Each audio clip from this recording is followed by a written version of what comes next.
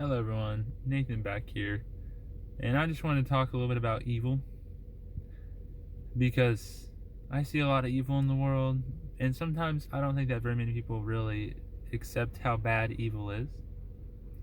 So evil, according to the Bible, of course, started a long time ago, even before time itself existed. The name of the person who first rebelled against God, who wanted to be their own authority, was Lucifer, which his name means light bearer. I thought that was kind of weird. Lucifer had the idea that he was better than God, that he could take care of himself. He doesn't need God. So that is where the first recorded source of evil in the Bible comes from. The second one, and the one that impacts you who is watching this, is Genesis 3, where the serpent, who is also Lucifer, comes and tempts the two humans, particularly one of them, at first, to eat of this fruit that God said not to eat of. And what did we do, being the humans that they were? They ate of the fruit. This caused us, a lot of people would say generically, it caused us to start suffering.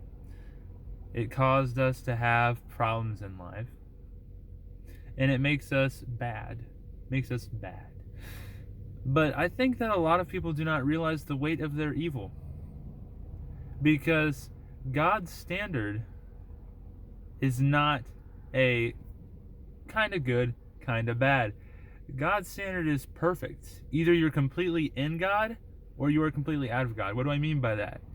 Completely in God means completely connected to Him, completely in line with His character, completely in line with Him as an eternal being. Meanwhile, bad is that which is outside of God, that which is separate from Him. That is what we call evil in this world, that which is separate from God. Because it says in 1 John, that God is love. God is everything that we could want. God is everything that we desire.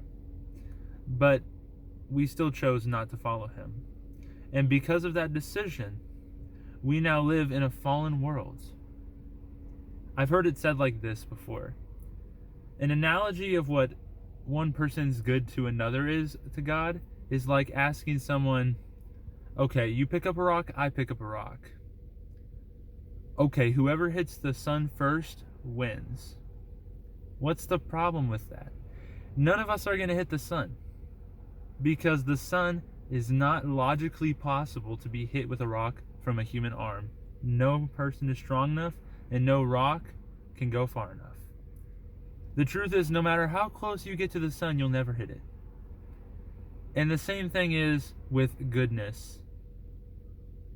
1 John also says that it is not us who loved God, but God who first loved us. That is what it is. Jesus Christ loved us, not the other way around. Our righteous deeds are like filthy rags, it says in Isaiah to Him.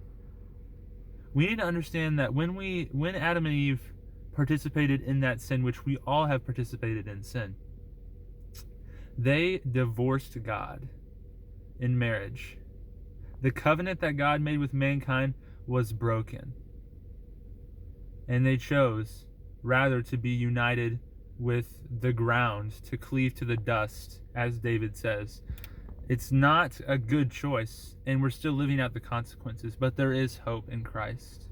Jesus Christ, if you are a believer in Christ, you are in the sanctification process. Sanctification does not mean that you are being perfected.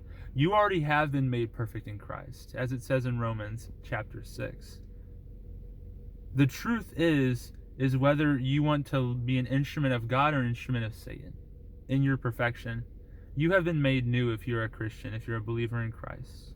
And I wanted to let you know that no matter how bad things get, which is pretty bad, God always loves us, and He will always have hope for us, because He Himself became us to give us hope. Thank you, and have a good day.